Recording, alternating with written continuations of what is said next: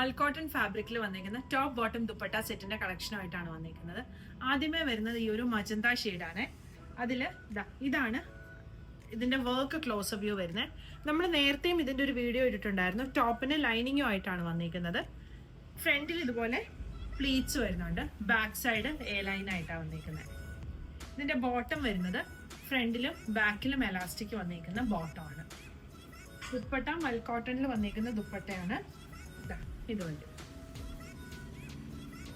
ടോപ്പിന്റെ ലെങ്ത് ഒരു 47-48 ആണ് വരുന്നത്. ബോട്ടം ലെങ്ത് 30-39 ആണ് വന്നിരിക്കുന്നത്.